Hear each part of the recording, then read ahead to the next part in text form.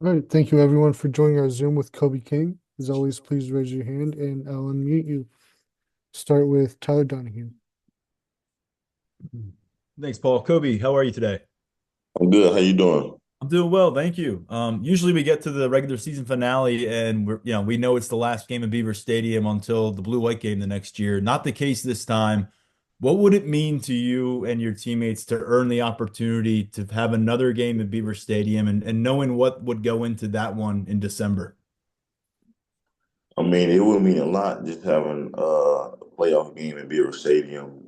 I know it's gonna be cold. I know fans will be excited, and I think it'd just be great for Penn State as a whole, and the Penn State football team just would have been a newer thing, and actually having a playoff game at Beaver Stadium. So that's just like exciting to see, and somewhere we'll be waiting for, hopefully. Rich Garcella. Good morning, Kobe. Thanks again. Um, Coach Franklin was asked yesterday about Nick Singleton, and I was just wondering, what have you seen from him in practice in recent weeks, and what do you expect from him the rest of this season when you've gone against him? That's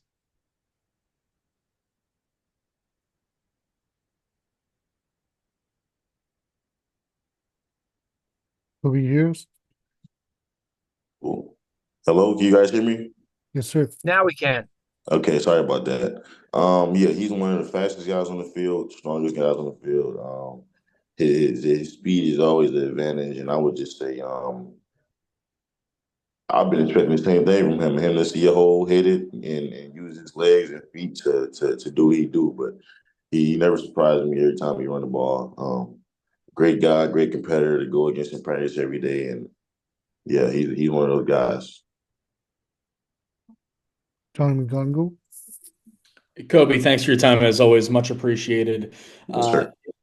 Abdul, Denai, Zane, those are guys who came in the 2022 recruiting class, now juniors, obviously, but they played a lot as true freshmen. First of all, as the leader on the team, as an older guy, how important do you think that was for those guys to get that early playing time? And two, do you remember? Was there any moment in practice or anything early in their careers that you remember of any of those three that stick out to you in terms of moments where you're like, okay, these guys might be providing us something good here now and in the future?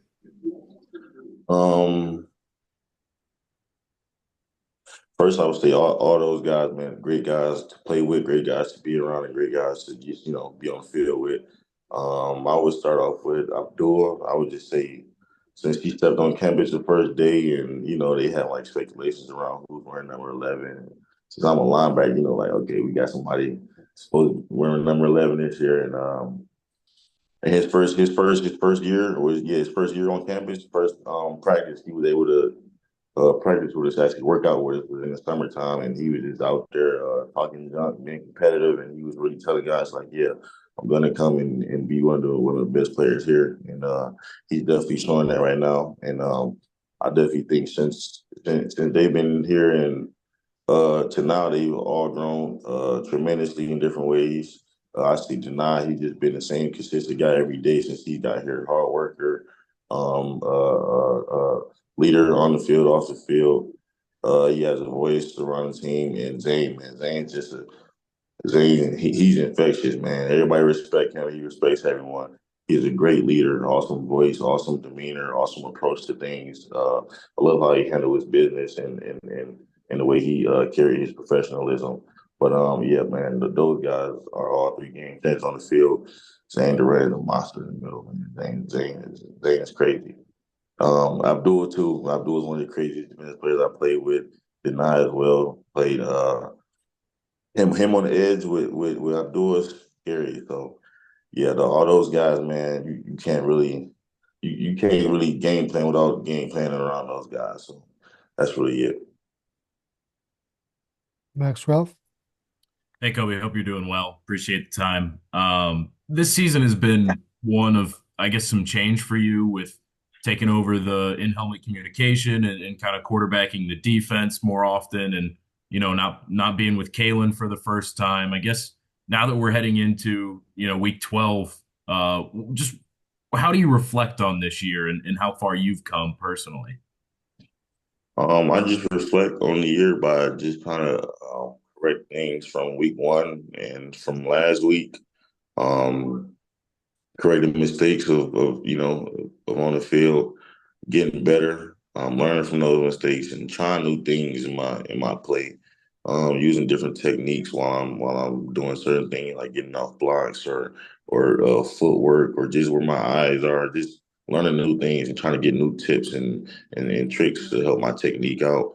But other than that, man, I'm just learning from last game, learning and finding areas where I can get better. Because ultimately, I think it is the emphasis of getting better as the season goes. And we all knew this was going to be a long season, so I think just keep working on fixing mistakes, growing from those, finding opportunities for growth, and just getting better day by day, man. And I think that'll definitely carry myself and the team into a strong stretch of the rest of the season. So just locking into the details, correcting mistakes, and just getting better day by day. Donahue. Kobe, Anthony Specca has gotten a little work lately. Sounds like he's somebody that we can expect to see again on Saturday and maybe moving forward. Can you tell us from your perspective in the linebacker room how Specca has progressed since getting to campus in the summer and really what this game experience could do for him moving into the offseason? I definitely say he came in and definitely like loosened up a bit. He was definitely he wasn't an uptight guy, but we definitely got him to loosen up a little more around us. Great guy, great person on the field, off the field. I would say he's probably one of the smartest linebackers in the room, just with the way he carries himself and how attentive he is to detail, the way he pays attention and the questions he asks. Like he's already speaking linebacker terms, like he's a fourth year. Uh, his football terminology is up to par already as a freshman. So I would definitely say he caught on much faster than anybody would ever expect him to. But field time for him this week would mean a lot. Just helping him and his growth and his development, catapulting to the rest of this playoff season or bowl season. And then into next year, definitely helping catapult that next year with just him going out there, leaving his mark with the last couple games left, if that. But yeah, he's one of the smartest guys in the room now as a freshman. So I would say from him, first day on campus in the meeting room to now, he's definitely grown tremendously mentally, physically. He's getting faster out there. He's getting more comfortable. But I would say he's one of the smartest guys out there. Time for three more. Rich Garcella.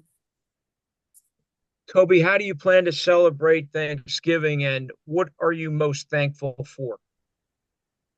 I'm planning to celebrate Thanksgiving with my teammates this year. Last year, I was able to get a chance to go back home and celebrate that with my family because it was perfect time to play Michigan State at home. But this year, I believe one of Jay Reed's mom should be coming up, so I will definitely spend time with them and have some fun. But other than that, spend time with teammates and their families and just engage and continue to build a bond. Really, that's really it. But what was the second question? What are you most thankful for? Oh, what I'm most thankful for. I'm thankful for my family. I'm thankful for my faith, and I would say I'm thankful for the opportunity. With that being said, just like opportunity is like any opportunity that's made to me or created for me. I'm just thankful for it because I know that the opportunity is been set and that I've been prepared for it. In a sense, like if anything's approached to me and brought up to me, I'll be ready for it. So I'm just always thankful for being prepared to show that I'm ready for opportunity. So that's really it. Avery Hill.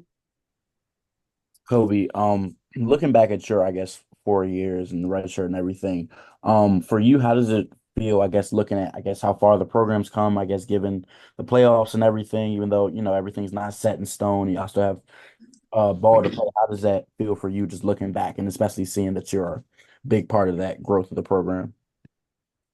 Oh man, looking back on it, the program came a long way as well as me, myself. Um, I really think I've just been focusing on, and the program has the same, been focusing on just getting better every day, being better than last year, being better than last week.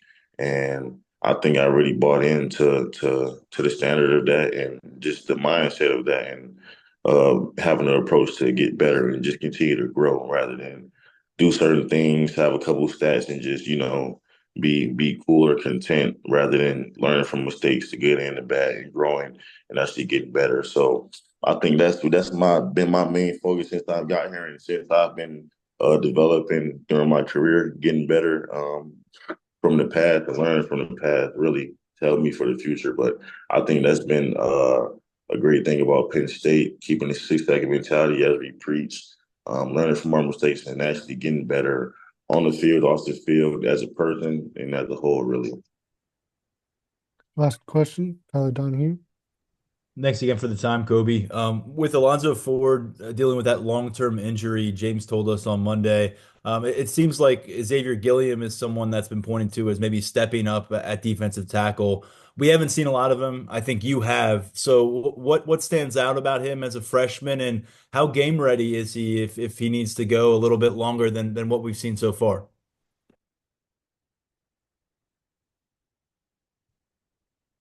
Kobe, I think you're muted. You guys hear me? Sorry. Yes, sir. Okay. Yeah.